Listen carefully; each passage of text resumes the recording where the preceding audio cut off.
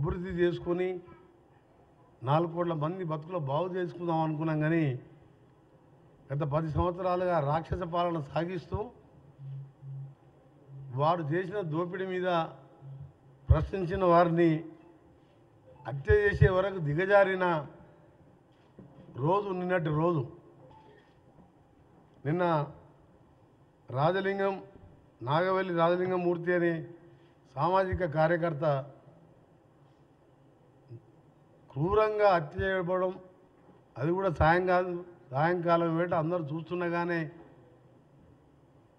హత్య గావించబడడం చాలా బాధాకరం. దాన్ని తీవ్రంగా కాంగ్రెస్ పార్టీ పక్షాన, తెలంగాణ ప్రజల పక్షాన కూడా దీన్ని తీవ్రంగా ఖండిస్తున్నాం. ఇతని కేసు మీకు తెలుసు, 35,000 నుంచి 35,000లో అయిపోయే కాళేశ్వరం ప్రాజెక్టుని 1,35,000 కోట్లకు పెంచి దోసుకున్న దాని మీద ఆయన కోర్టులో ఫైట్ చేస్తున్న సంగతి మీ అందరికీ కూడా తెలిసిందే. అది ఆర్గ్యుమెంట్స్ కూడా నడుస్తున్నాయి. అందులో కేసీఆర్, హరీష్ రావుతో పాటు ఇంకా 3 పేర్లు, మొత్తం 5 దోషులుగా చేసి వారు కోర్టులో కేసు వేయడం జరిగింది. మేడిగడ్డ కుంగిపోతూ 1,00,000 కోట్ల ప్రజాధనం వృధా అయిందని చెప్పి అతను ఒక సామాజిక కార్యకర్తగా కేసు వేయడం, దాని మీద రెగ్యులర్గా వాదనలు నడుస్తుండడం, దానికి స్క్వాష్ చేయాలని కేసీఆర్ గారు కూడా కోర్టుకు వెళ్ళడం జరిగింది. గతంలో ఈ కేసు కూడా మొన్న కూడా 11/2/2025 మన ఫిబ్రవరి 11 రోజు కూడా హియరింగ్ ఉండే డిస్ట్రిక్ట్ సెషన్ జడ్జి భూపాలపల్లి దగ్గర. నిన్న హత్య జరగడం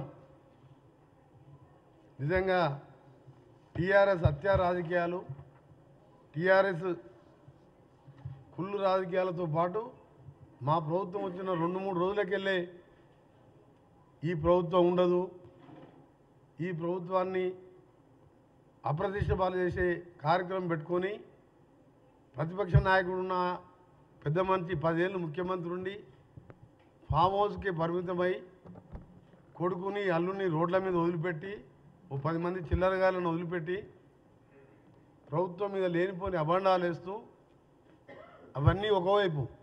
కానీ నిన్న జరిగిన హత్య మాత్రం చాలా బాధాకరం. దీనికంటే ముందు సంజీవ్ రెడ్డి అనే అడ్వకేట్ కూడా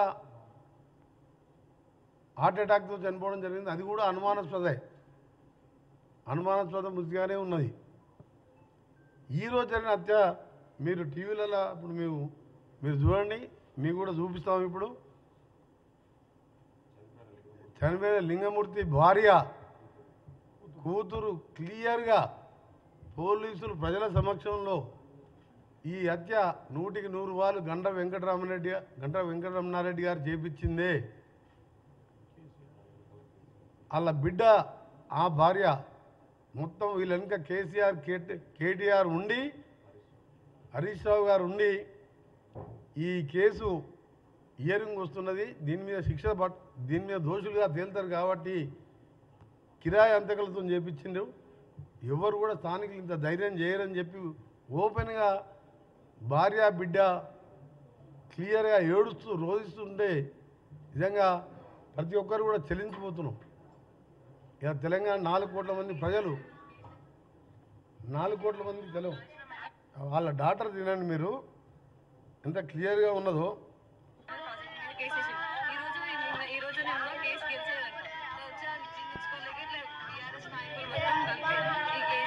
కేటీఆర్కి మాకు పెట్టిన వీధి నుంచి గంట నుంచి ఇక్కడికి గుండాలు ఇక్కడ ఉన్న వాళ్ళకి వాళ్ళకి సీలేదు, వాళ్ళు ఇక్కడ పెట్టించి వాళ్ళకి వాళ్ళంతా ఇట్లా చంపిస్తున్నారు.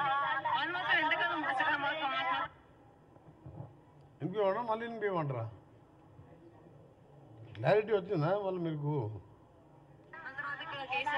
కేసీఆర్ కేటీఆర్ కాళేశ్వరం ప్రాజెక్ట్ మీద కేసేసి ఈ రోజు నేను కేసు గెలిచేదంట వచ్చా జీర్ణించుకోలేక ఇట్లా బీఆర్ఎస్ నాయకులు మొత్తం కలిపి ఈ కేటీఆర్కి మాకు పెట్టిన వీధి నుంచి గంట నుంచి ఇక్కడికి గుండాలు ఇక్కడ ఉన్న వాళ్ళకి వాళ్ళకి సీలేదు, వాళ్ళు ఇక్కడ పెట్టించి వాళ్ళకి వాళ్ళంతా ఇట్లా చంపిస్తున్నారు. వాళ్ళు మాత్రం ఎందుకన్నా కేసీఆర్ కేటీఆర్ హరీష్ రావు వీళ్ళ మీద కేసు వేసినందుకు కక్ష కట్టి కార్యక్రమం చేసిందని చెప్పి ఆ అమ్మాయి క్లియర్ కట్గా చెప్తున్న విషయం. సామాజిక కార్యకర్తకు ఎవరు ఉంటారు ఆయనకు శత్రువులు చెప్పండి మీరు? ఆయన ప్రజాధనం 1,00,000 కోట్లు దోసుక తిన్నారని చెప్పి కోర్టులో సీరియస్గా ఫైట్ చేస్తుండ్రు. ఇంత అన్యాయంగా ఎక్కడ చూడలే. అదొక టీఆర్ఎస్ పార్టీకే ఆ రోజుల్లో నీళ్లు పోసుకొని పెట్రోల్ లాగా యాక్టింగ్ చేసుకుంటూ అగ్గిపెట్టి దొరకలేదని చెప్పి అమాయకులని ఆ రోజు అమాయకుల యువకులనికి చావడానికి కారకులైండ్రు.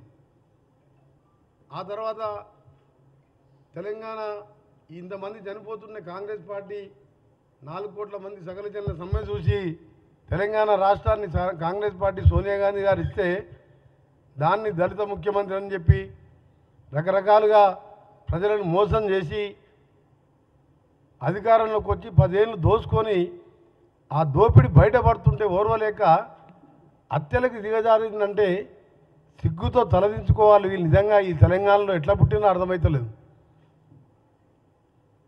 మీరు పోయిన ఎన్నికల ముందు చూశాను, వామన్ రావు గారు అడ్వకేటు వాళ్ళ వైఫ్ నడి రోడ్డు మీద డే టైం మర్డర్ చేసిండ్రు. మర్డర్ చేసిన వ్యక్తి ఎవరో అందరికీ తెలుసు. అక్కడ అతని మీద కేసు పెట్టకుండా సిగ్గు లేకుండా అతనికే టికెట్ ఇచ్చింది, మళ్ళీ ఎమ్మెల్యే టికెట్. అక్కడ ఉండి ఆ రౌడీజం, మైనింగ్, శాండ్ మైనింగ్ అన్ని మాఫియాలు తయారు చేసుకుంటూ అక్కడ శ్రీధర్ బాబు గారిని కూడా ఆయన ఎవరు జోలికి పోయే వ్యక్తి, ఆయనను కూడా హత్య చేయించే ప్రయత్నం చేసిన వ్యక్తికి మళ్ళీ ఆయనకే టికెట్ ఇచ్చిండు. దేశమంతా రాష్ట్రం అంతా కోడే కూసింది. వామన్ రావు భార్య భర్తల హత్య కారకులు ఎవరు? ఆయనకే టికెట్ ఇచ్చిండు. మళ్ళా జనగాంలో ఒక జడ్పీ వైస్ చైర్మన్ భర్త ఎండిఓ గారిని, రామకృష్ణయ్య గారిని మర్డర్ చేసిందని చెప్పి క్లియర్గా కమిషనర్, ఇప్పుడున్న హైడ్రా కమిషనర్ రంగనాథ్ గారి స్టేట్మెంట్ కూడా క్లియర్ కట్గా ఆ స్టేట్మెంట్ ఉంది. ఎవరు చెప్పించారు అంటే ఎటుపోతుంది తెలంగాణ? దీనికోసమైనా తెలంగాణ మనం తెచ్చుకున్నది. ఈరోజు అపహరించిన రోజే రామకృష్ణయ్య హత్య, ఏది ఎండిఓ గారిది, క్లియర్ కట్గా భూ వివాదాలే కారణం. వరంగల్ సిపి ఏవి రంగనాథ్, బీఆర్ఎస్ నేత, జెడ్పీటీసీ భర్త గిరిపోయిన అంజయ్యే మాజీ ఎంపీడీఓ రామకృష్ణ హత్య సూత్రధారి. ఈ కిడ్నాప్ హత్య సుపారీ గ్యాంగ్ చేసింది. ఈ అంజయ్య హత్య కంటే ముందు బాంబను అని చెప్పి క్లియర్గా కమిషనర్ గారు స్టేట్మెంట్ ఇచ్చారు. ఈరోజు ఓపెన్గా గండ్ర వెంకటరమణారెడ్డి గారు ఆ రోజు మా పార్టీలో గెలిచి అమ్ముడు పోయి మళ్ళీ వాళ్ళ భార్యని టీఆర్ఎస్లో జడ్పీ చైర్మన్ చేసుకొని ఇవాళ కేటీఆర్, కేసీఆర్, హరీష్ రావు మాటలని ఒక మంచి వ్యక్తిని హత్య చేయించడాన్ని తీవ్రంగా ఖండించడం